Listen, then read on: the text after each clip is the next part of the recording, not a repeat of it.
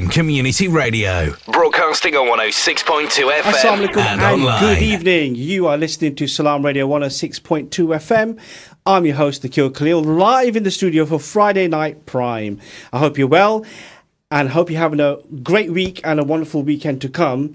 But today, we have a thrilling episode of Friday Night Prime, an inspirational conversation, inshallah, that we're going to have this evening with the one and only Muhammad Ali Deen. Muhammad Ali Deen is truly a remarkable individual who embodies the spirit of giving locally, nationally and internationally. He is the founder of Deen Trust International, an organization dedicated to changing lives through meaningful work and tireless effort.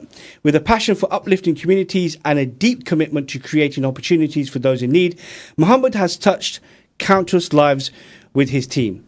Today, he'll share his story, his mission, and details about an exciting upcoming event in Peterborough. It's absolute honour of mine to have you here in the studio. Assalamu alaikum.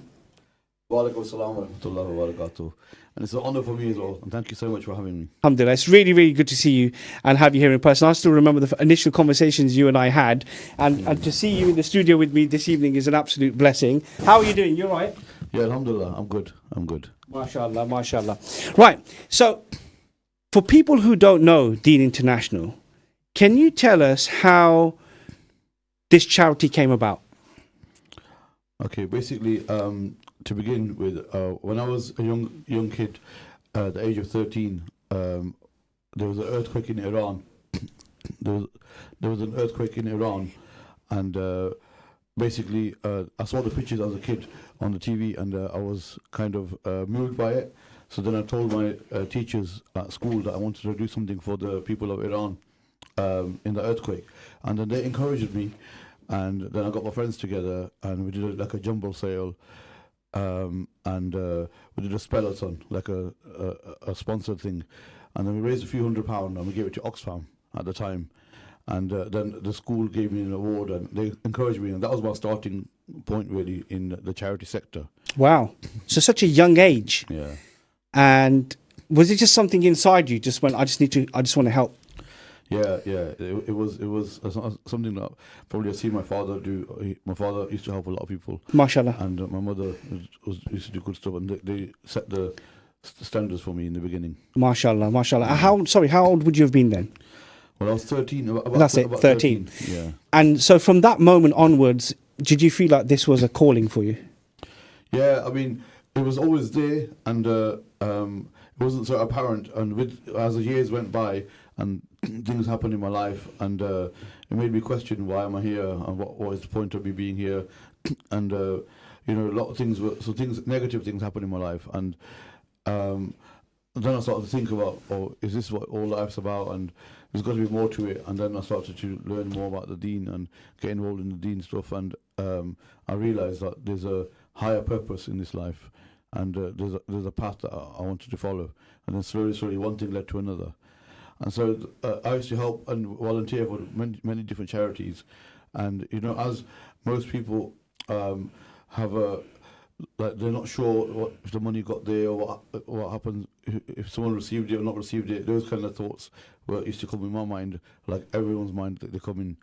And so basically my father was in Pakistan in the year 2003, and he was paralyzed.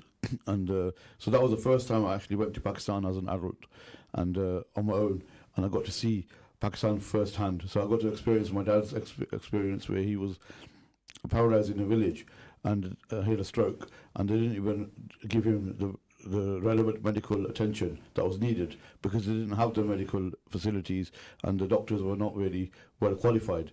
And then he got shifted to Shifa Hospital in Islamabad, which was very expensive. Even though we were from England, it was very expensive. But alhamdulillah, he got good treatment there. But at that time, it was too late for him.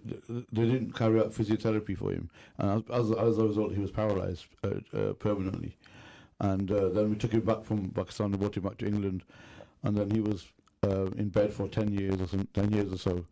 And that's when, so after 2003, I started to go to Pakistan more regularly. And that's when I started to see things, and I realized that, for us people who are privileged, who got money, we were struggling to pay for the medical bills. So what about people who don't have money?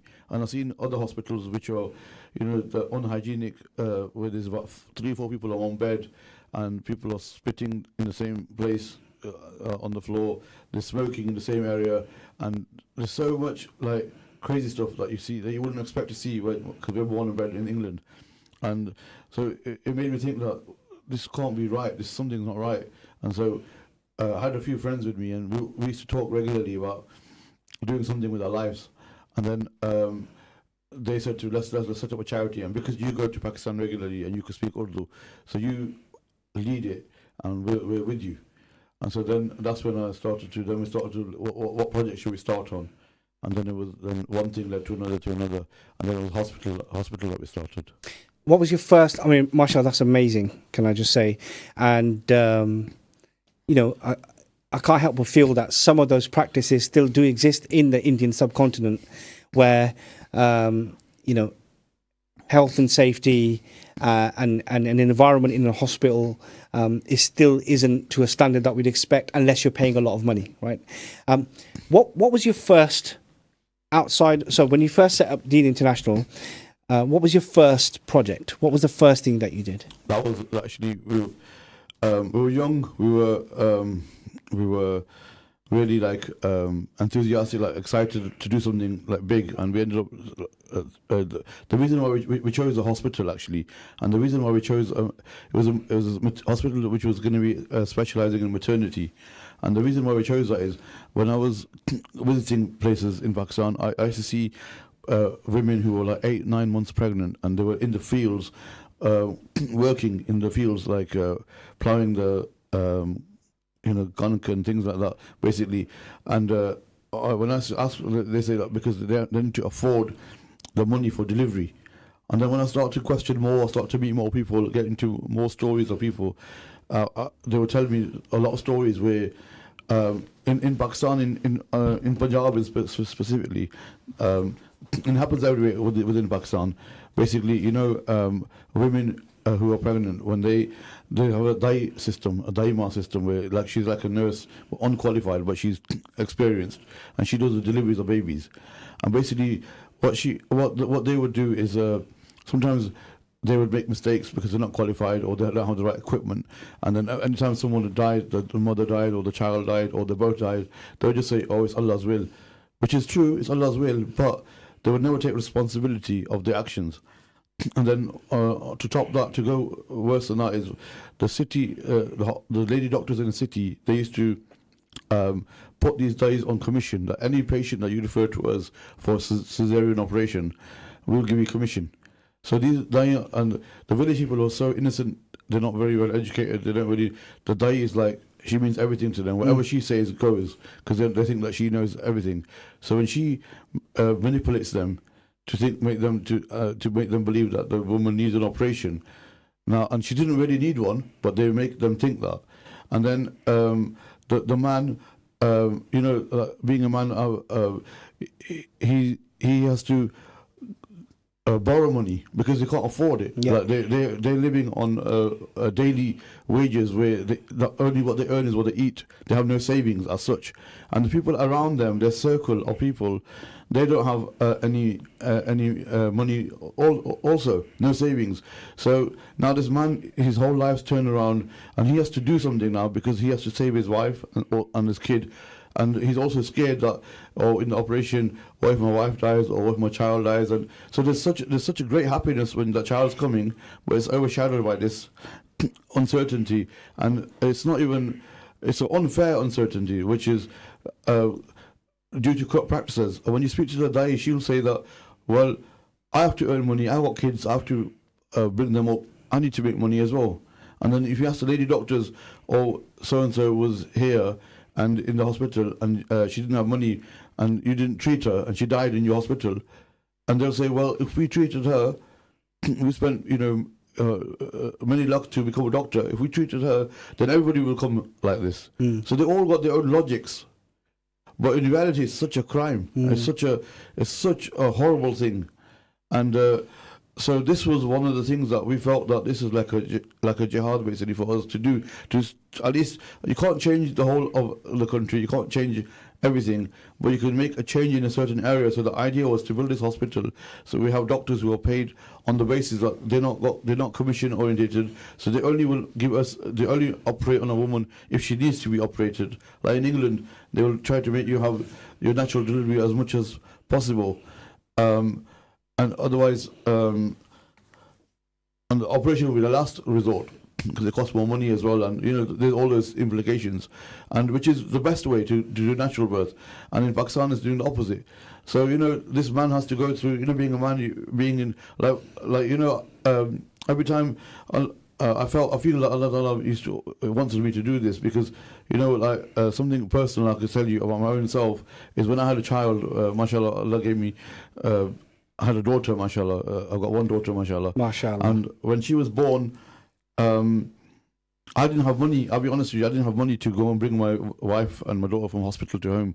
I didn't have even taxi money. I was that broke at that time. For whatever reasons, I won't go into the reasons, but the fact is I was broke. But the thing is, I had an option. I could phone my mom, I could phone my sisters, I could phone somebody and say, help me out and let's get this resolved. And so I had an option, but I felt so... I had a bit of that feeling of that man in Pakistan who's having that feeling where he's so helpless, because he's using all his body energy to work as many hours as he can. He still can't. It's still not enough. And then the woman she's 8 months pregnant, 9 months pregnant, almost delivery time, but she has to work because they need the money.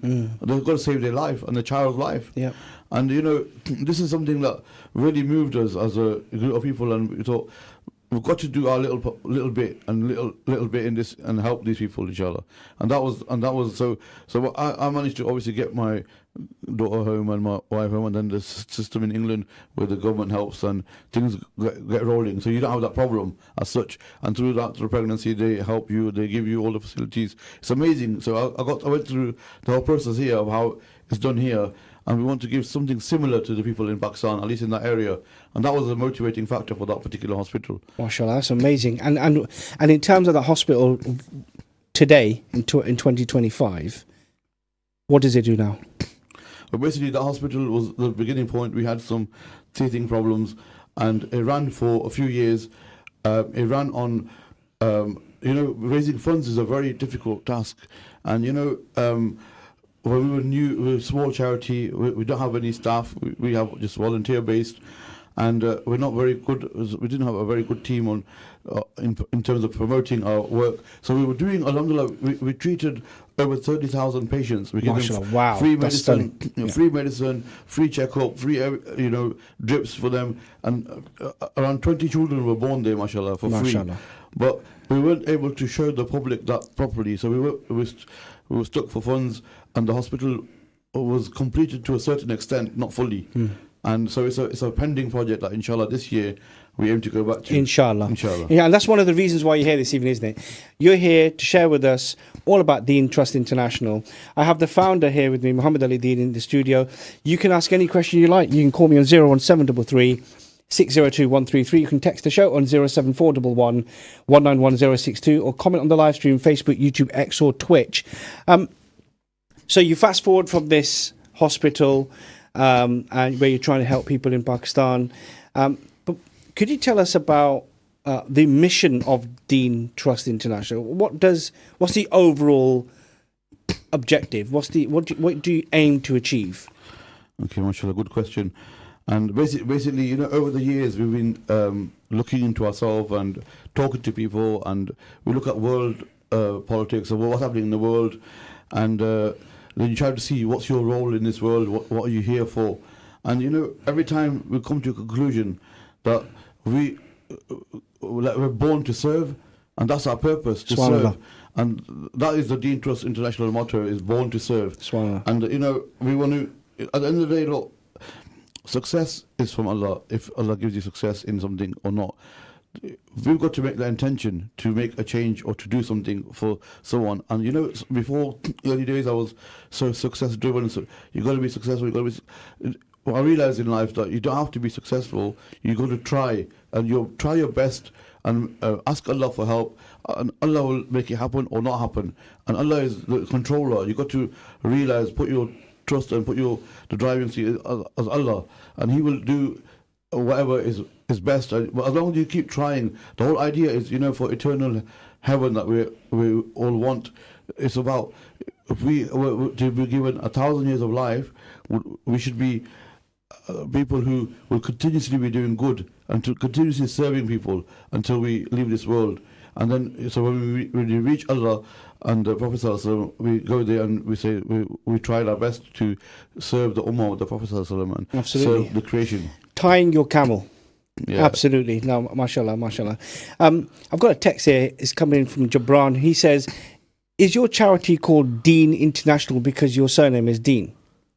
That's another good question.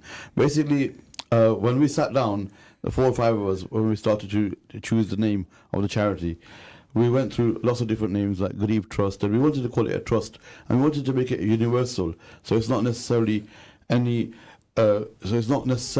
Muslim. A Muslim name in a way, so that is attractive to anybody. So because we want to do work for humanity, not for any particular. We don't want to come across in a particular way. We want to be open to everybody. And Deen, my name is spelled D-I-N, but Deen is D-E-E-N, and it's actually for the Deen, not for the family. It's just, it happens to be that that's my surname as well. Mashallah. Thank you, Jabran. I appreciate the question. You can also comment on the live stream, Facebook, YouTube, X or Twitch. Any questions that you may have, we would love to hear from you. Madina sona sona, Madina sona sona, Madina sona sona, Madina sona sona. Chal chaliye Madine nu, chal chaliye Madine nu. सावां दा पता कोई नहीं चल चलिए मदीने नू सावां दा पता कोई नहीं चल चलिए मदीने नू सावां दा पता कोई नहीं बिन तकिया हबीबा नू जीवन दा मजा कोई नहीं जीवन दा मजा कोई नहीं मदीना सोना सोना मदीना सोना सोना मदीना सोना सोना मदीना सोना सोना तैबा दे अबाला दे पूरे कैफ बहारा ने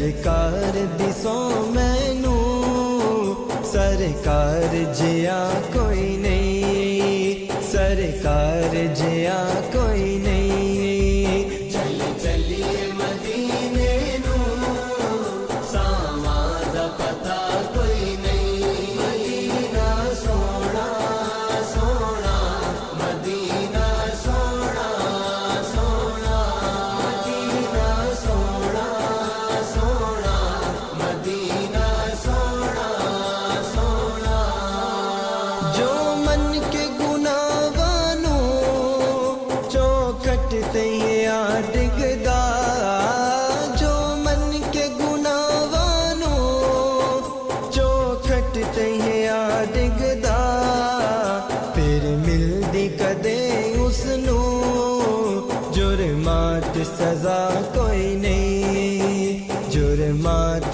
सजा कोई नहीं चल चलिए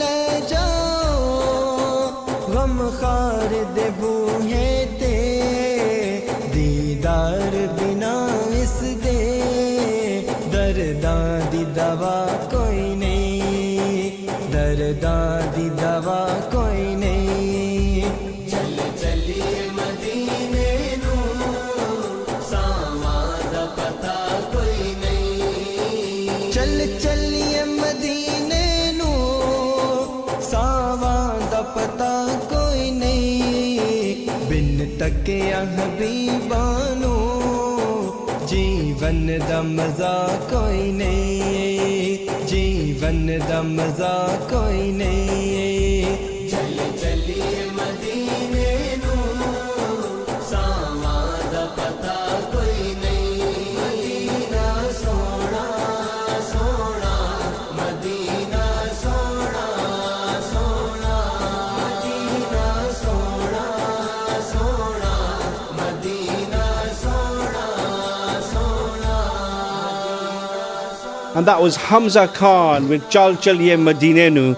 And incidentally, Hamza Khan is one of the Nasheed artists who will be at this charity fundraiser taking place on the 25th of January here in Peterborough at the Glaston Park Community Centre. But we'll discuss that further later on in the show. Now, this is the second time there's going to be an event in Peterborough, isn't it? You've already had one last year. That's right, yeah. Okay. And are you raising funds for something different this time? Or is it the same? Yeah, it's similar. Basically, so shall I tell you about the project that we... You can tell me a little bit. Yeah, basically, in Sindh, Sindh is one of the poorest areas of Pakistan, and it's underprivileged, and people have been living for centuries in those areas under Vajiraship. And what does that mean?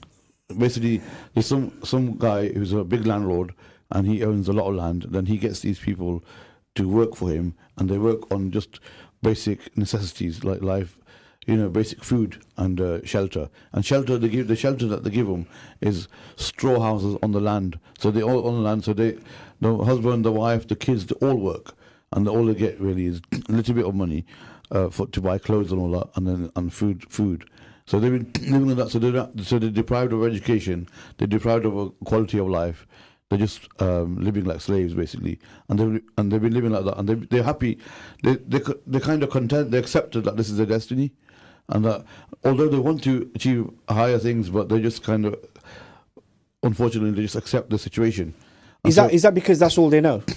Yeah, yeah. And so we alhamdulillah picked up on a community, and so we decided that we're going to build a village, basically. And so the whole idea of Deen Trust is we try to anything that we do, we don't just do something and walk away and leave it. We try to make an impact, a lasting impact. And this project is it's a major project of ours.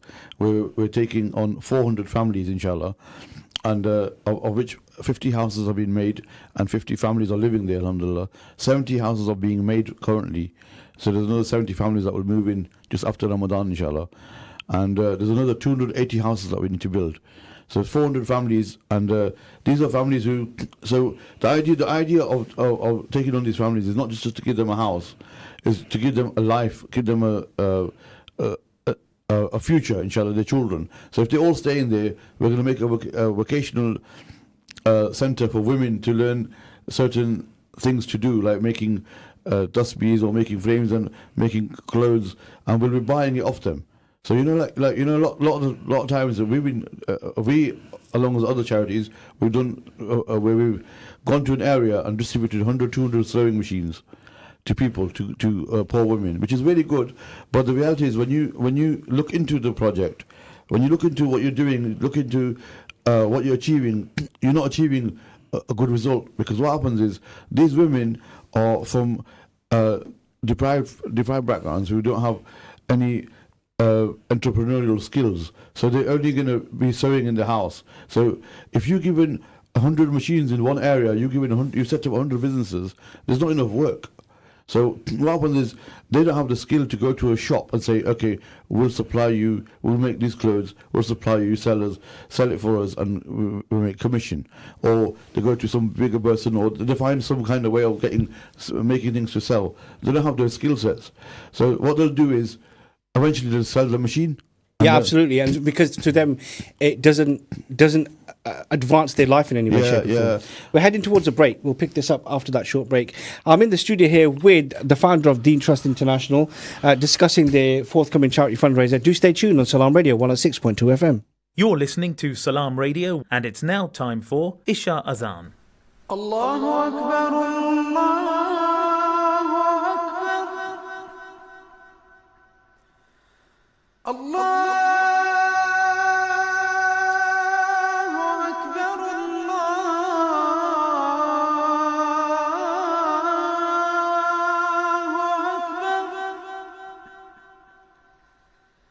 أشهد أن لا إله إلا الله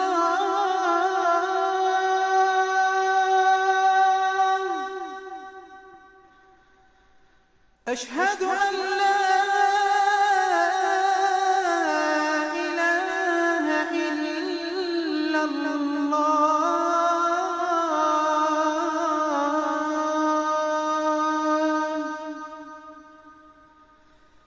أشهد أن محمدًا رسول الله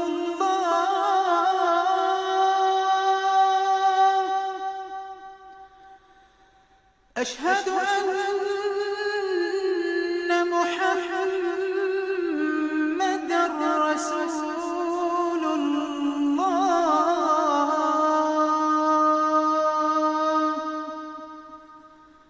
حي على الصلاة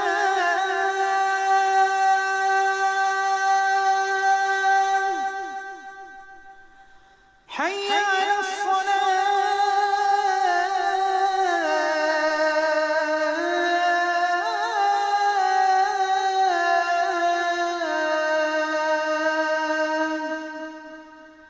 حي على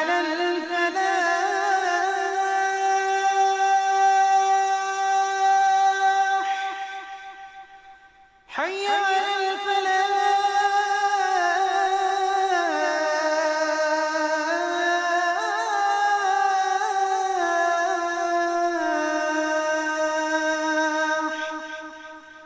الله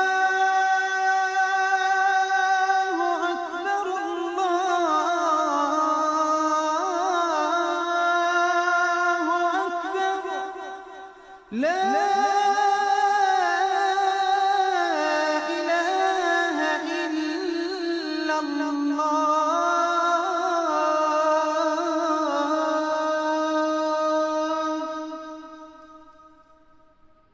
الله أكبر الله أكبر لا إله إلا الله. اللهم صل على محمد وعلى آل محمد كما صليت على إبراهيم وعلى آل إبراهيم، وبارك على محمد وعلى آل محمد كما باركت على إبراهيم وعلى آل إبراهيم في العالمين إنك حميد مجيد. اللهم رب هذه الدعوة التامة والصلاة القائمة آت محمدا الوسيلة والفضيلة وابعثه مقاما محمودا الذي وعدته. اللهم آتنا في الدنيا حسنة وفي الآخرة حسنة وقنا عذاب النار. اللهم بك نحيا وبك نموت وإليك المصير. رضينا بالله ربا وبالإسلام دينا وبمحمد صلى الله عليه وسلم نبيا ورسولا. اللهم صل على سيدنا محمد النبي الأمي وعلى آله Peterborough's community radio station, Salam Radio 106.2 FM. Assalamu alaikum, welcome back to Friday Night Prime, live on Salam Radio 106.2 FM. I'm your host, Akil Khalil, And in the studio with me is the founder of Dean Trust International, Muhammad Ali Dean, here to discuss the charity fundraiser, the forthcoming charity fundraiser here in Peterborough on the 25th of January 2025. And they have some pretty cool things taking place there. Over to you, Muhammad. Can you tell us who's attending this event, what it's about?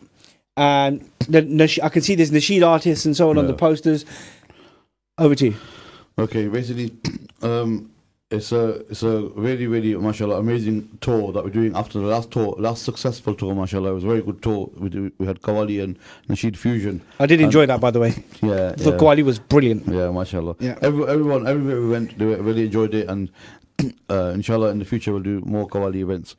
And this time it's Rahim Shah, who's our ambassador. He's like a very famous singer of Pakistan, and he's the ambassador for our charity, who volunteers and is like the face of the charity in a way. And he opens a lot of roads for us that won't open normally, and he helps us within Pakistan and internationally. MashaAllah. And selflessly, and he's really passionate, mashallah. When you come on the weekend, when you see him, you'll see the passion in his eyes, because he's actually been these celebrities. What they do is they normally, when they work with someone, they charge a fee normally, and because they just do it it's just like a job.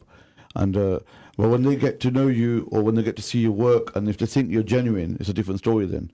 Like he's been involved in our work for a long time, many years. I've known him since 2009, and he's been seeing our work and visiting 15 the places. years then. Yeah, alhamdulillah, yeah. And so he's been, so he's passionate. He's like, that's it. My life's dedicated to this cause, and mashallah, he's done a lot of good things in the past. And now he's continuing to help us. So he'll be coming, and he sings. He's got a lot of nasheeds and patriotic songs, and he's also a famous song for mothers. And it's a world-renowned. It's like a song, but it's a really good hymn for mothers. MashaAllah. So that will be performed on that day, inshallah. Hamza Khan, a UK nasheed artist from Luton, he's a very popular guy. And he's done a lot of nasheeds all throughout England. And mashallah, he'll be coming and performing in this tour. With them, we're starting off with a nasheed group called Wijdan. They're a new upcoming nasheed group from Birmingham. And they, mashallah, very, very nice, soothing. They sing really well together. MashaAllah. And it'll be a really nice opening to the event. Fantastic. You don't want to miss the beginning. It'll be really good. And tell me, it says it's a UK-wide 5-city tour. What are the other cities outside of Peterborough? Yeah, it's actually become a 6-city tour. We added another one. You added another one? Yeah. MashaAllah. Due to public demand.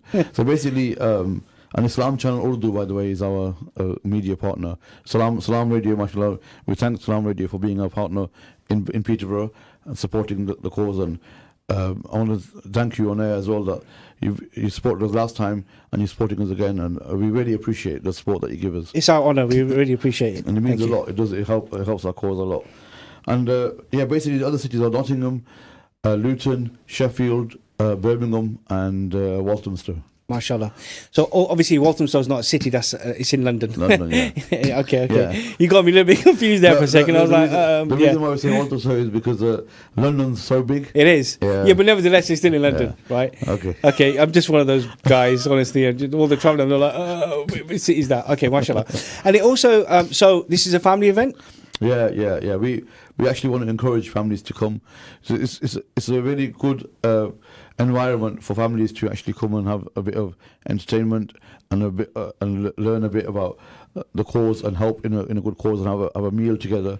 Also, I forgot to mention that Imam Khalid Hussain from Leicester, inshallah, he'll be coming to this event as well, and he'll be travelling with the tour, inshallah, as well, to give some words of wisdom, inshallah.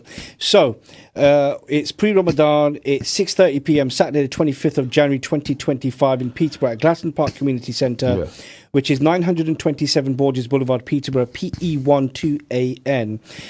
Tickets are £15 each, and a table of 10 is £120. Of course, all of this money is going towards the charity. Yeah, basically, to cover costs. Really, this all goes towards covering the cost of putting the event together, inshallah. MashaAllah. 3-course meal? Yeah. and then obviously all this entertainment as well. Yeah. And going from one of your previous events that I attended, the Kawali event, I know this is going to be fun. It's going to be good. Inshallah. We've got some amazing people who are going to be attending. Inshallah. Because I mean the Kawali event blew me away, to be quite frank with you. So we have this, and at this event, of course, you're going to be sharing what people can donate towards, right? So could you that's share on air with us now some of the causes that people can support on the 25th of January? Yeah, so basically, I want to just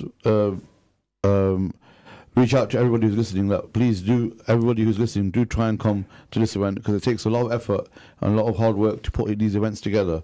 And, these people come out their way, these artists come out their way and to support a cause. And it's only going to be good if the local people at, this is halal entertainment, and it's a really good family environment, play night out to go out to, basically. So please do come, so that the more successful they are, the more we'll be pulling more during the year, inshallah.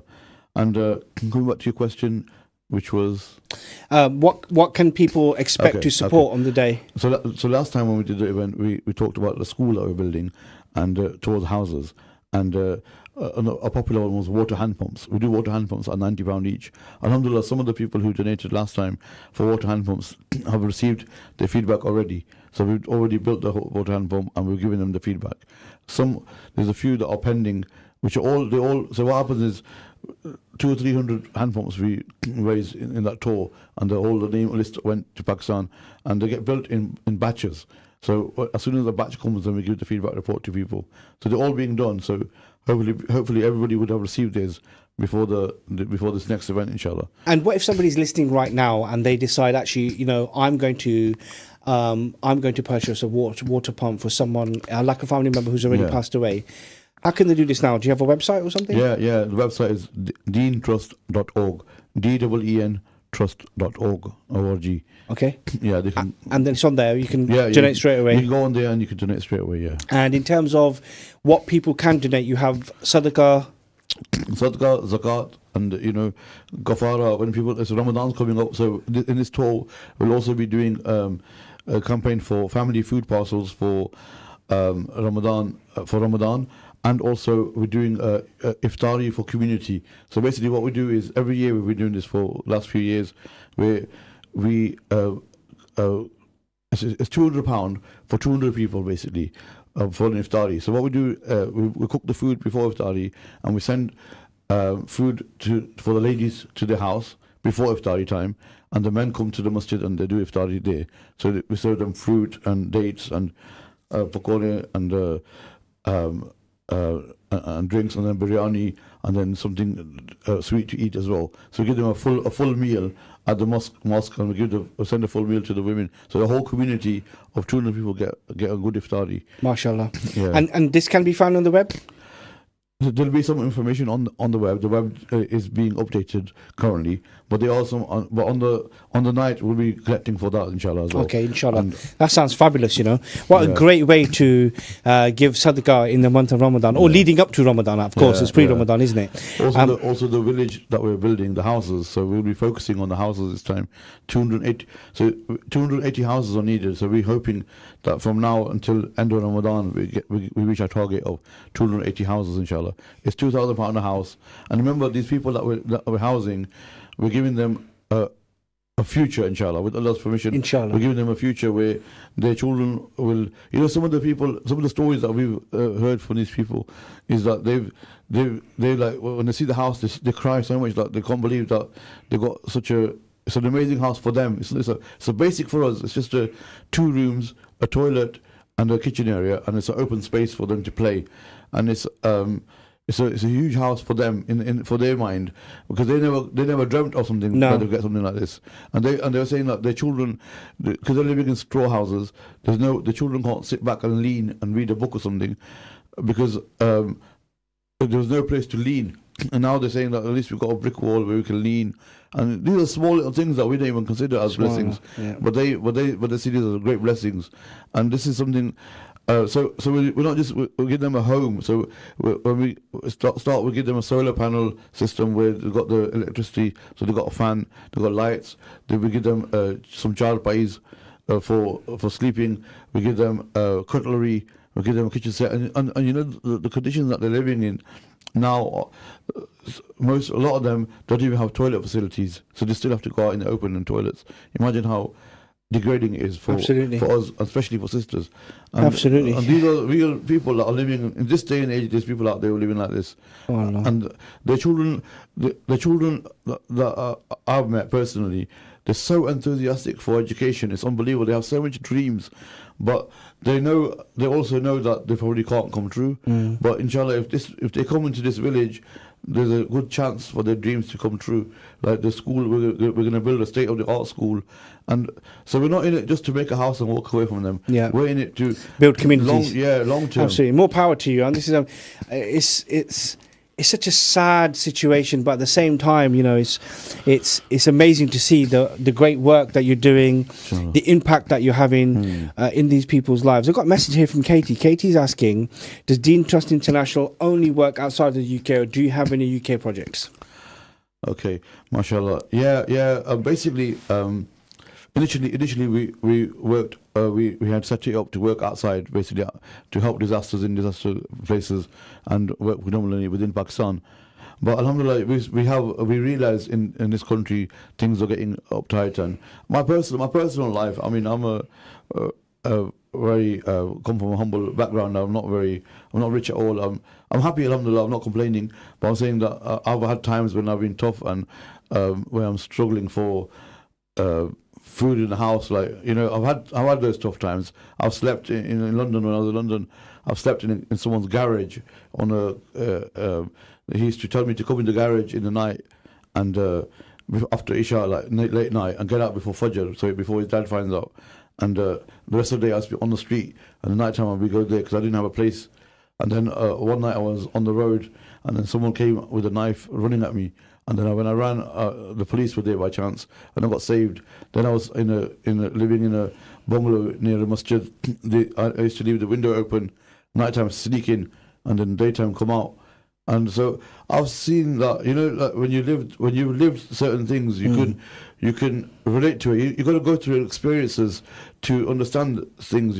You can't sit at home and have the most comfortable life and think that you can understand what it is to not be comfortable. That's true. Although you can empathize, you can have some to a degree. Yeah, but when you actually lived it, that's when you really know it. And alhamdulillah, you know, I've lived it, so you know, I can really relate to it. And I know that, you know, there are people out here who really need food help. So one of the things I was telling you about Akil before as well, that, you know, there was one sister, she contacted us and she was struggling really badly. She was arrears in rent, and she was a single parent sister, and she asked for some money, zakat.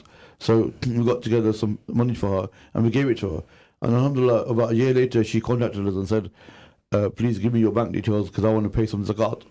MashaAllah, it's really nice to see that she got herself out of that situation, and now she's in a position to pay zakat, and she's so appreciated that we gave it her that she wants to give it to. She's not even asking what cause. She just says, I want to give zakat, and I want to give it to your charity. So, you know, it was really heart touching when we heard that from her. And so we have started. We've got a shop. We've got a charity shop in Nottingham, and the idea of that shop is we want to start giving food parcels to people, to families, every week. And we started on every Monday. We've started giving free food on Monday, where we read salawat all week. We read salawat on the Prophet ﷺ, and then on the Monday, because he was born on a Monday, and the Monday is the Prophet ﷺ's day, when he was born. So we do a dua and send the blessings to the Prophet ﷺ, and then give food out in his name.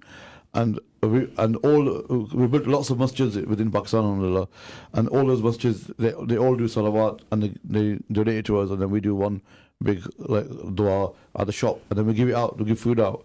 So we started doing that on every Monday, and we are continuing to plan, having sessions there where people who got mental health problems, we want to help them, help people in that capacity as well. So we've got our base for where we're going to do work within UK, inshallah. So to answer the question, we are doing. We have started to do work in UK. And more to come. Inshallah, a lot more to come. Inshallah.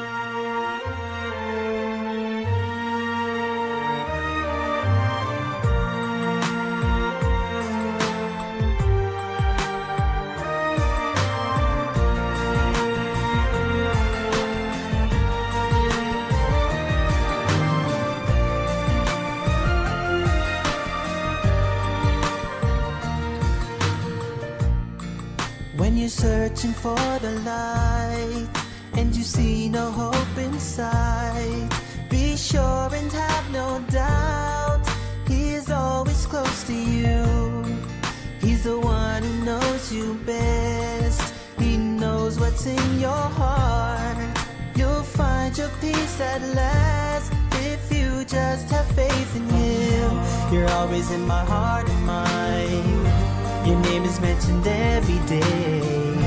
I follow you no matter what. My biggest wish is to see you one day. 'Cause I believe,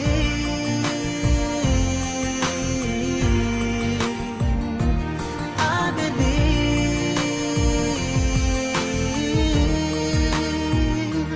I believe.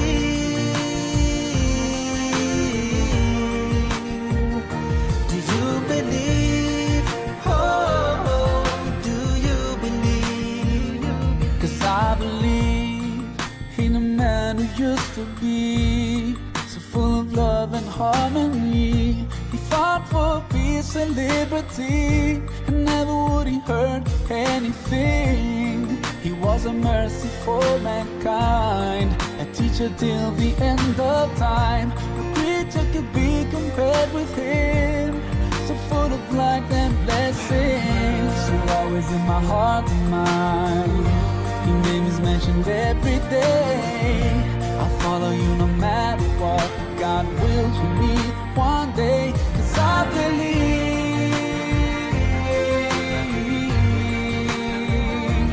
I believe, I believe.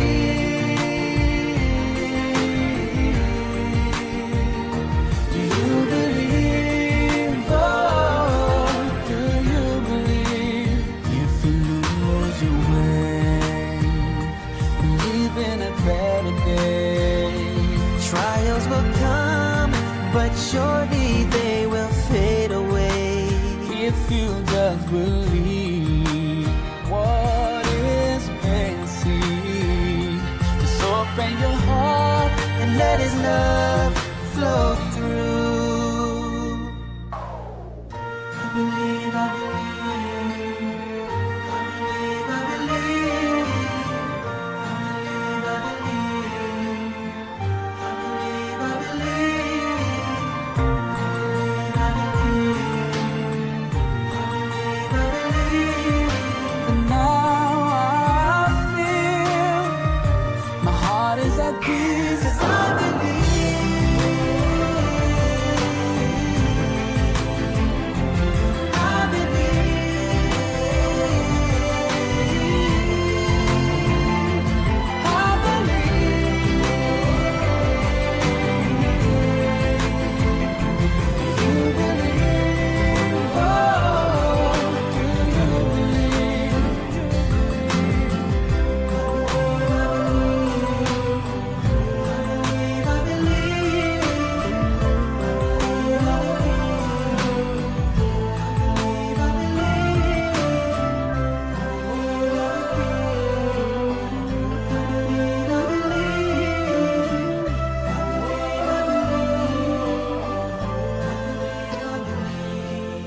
And that was Irfan Maki with I Believe.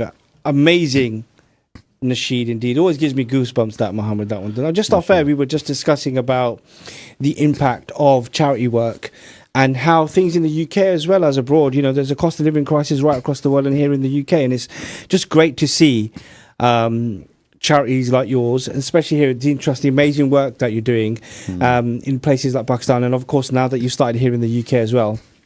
And it's really important that we recognize that hardship comes in many different forms, doesn't it? Yeah. Whether it's like you mentioned, a pregnant mother, whether it's a child who doesn't have a wall to lean on, doesn't have any access to any education. So therefore, they're limiting their dreams. They have no idea what it's like to live in a house that's built out of brick. So it's food for thought. And I think as Muslims, having an opportunity where an organization comes to your city, not just puts on a show, but invites you to an opportunity of sadaqah, right? And, you spoke about the school and the house and the water pump. So these are examples of sadaqah jariyah. Yeah. Okay, where your pound, your penny, your effort will go beyond your years, because that is designed to live beyond you. That's the most powerful form of sadaqah, where when you're no longer here, your spiritual bank balance is being continuously increased because of the things you did. And I always say to people when I speak to them about charity work, I always say, it's better that you do things with your own hands while you're alive. Subhanallah. Because you're planting the seed yourself. You're a witness to your own deed yourself. Because we live in a world now where you're not guaranteed people are going to make dua for you. But you have access to some type of wealth. Maybe your family will get together. Maybe you have some money in your pocket and you'll come to an event like Deen Trust, and there's an opportunity for you to spend, I think, what did you say, £90, £100, whatever it was for your water pump. Do it. Because you could easily take out a bunch of friends for a meal and do that. But if you, in this world, with the right intention, go and help people, from my own experience, Allah will bless you beyond you can imagine. Yeah. The reality is people do forget people. When you go from this world, you'll be forgotten. Like, I really deeply question myself regularly about one thing, that the closest person in my life that's passed away is my father. I want, please, everybody, if you can pray for my father, Allah gives him Jannah. Ameen. But I think to myself, I question myself, how many times do I actually think of him, or do I remember him? The reality is, life's so busy that I don't recall him nowhere near enough as much as I should, or as much as I would have wanted to. So it's the reality of life that people, a father is close to the son or to the child. And if you're not even remembering your father that much, it's not because I'm a bad person. I'm not. It's just that the world takes over you. Like, you just get busy with all sorts of things. So the reality is, do your stuff now before you go. Like, make your mark. Don't rely on people behind afterwards. It's true. But I will say to you, I mean, someone who's running this organization and you're helping so many people, yes, you may not think of your father in your your daily missions and things that you do. However, your work is helping your father, right? Which is really important. And that's the beautiful thing about this religion and this deen. Complete pun intended. Which is that you have opportunities with organizations like yourselves where you can do something which will outlive even your dua. Inshallah. Because when you go and you've been part of a school or a water pump or something, and people continue to use that, whether they drink from it, make wudu from it, feed their livestock from it, whatever it is, you will continue to benefit. And so I urge you, if you ever, and that's the beautiful thing about Islam, Allah has made this easy for us. We just have to try. Remember what you said earlier about trying, and tying your camel. And I completely on board with you on this, which is that sow the seeds of sadaqah yourself. And of course, we as Salam Radio, alongside Deen Trust International, are inviting you to this event. Come with your family. It's a 3-course meal. It's a charity fundraiser. They've got some fantastic nasheed artists, 2 British, 1 solo nasheed artist and 1 group British nasheed artist, and then a Pakistani nasheed artist, Raheem Shah. So we've got Hamza Khan, British nasheed artist. We have Pakistani artist, Raheem Shah. And we have, and how do you say that? Wijdan, who are coming here from Birmingham. You can get tickets online by going to events.deentrust.org, or you can contact Fatua here in the city, which is a local organisation. And yourself. And Salam Radio will have tickets here as well. Tickets are £15 each, or table attendance are £120. Do come. All proceeds will go to charity. They're doing amazing, wonderful work here in the UK and, of course, beyond. In Pakistan especially, you've heard Brother Muhammad Ali Deen tonight sharing the story, the history of Deen Trust International and what they aim to achieve. This is going to be a fantastic event. Like I said earlier, I attended the event, the inaugural event here in Peterborough in 2024, where they had a Qawwali event. Fantastic. Really, really enjoyed myself. So I know this is going to be great. But I liked what you said earlier. This is going to be a halal entertainment evening for you. So do come, bring your friends, your family. Maybe this is an opportunity for you where you haven't spoken to a friend for a long time. Get them a ticket. Come along and help this charity flourish, because every single one of you who attends that day, who donates that day, you then become part of Deen Trust International's history. Inshallah. And you will be recognised. Now, imagine that dua. Someone you've lost, who've passed away, and what they're going to be receiving because of what you do. So make the intention. Get in touch with Salam Radio for tickets. Get in touch with Deen International, which is events.deentrust.org, or for tour here in the city as well, or Unspoken with Atik. Atik. Do get in touch with them as well. You can get tickets from different avenues here in Peterborough. But I just want to say Jai Bani as well in Peterborough as well. Thank you so much for coming. We really appreciated your company tonight. Thank you. And inshallah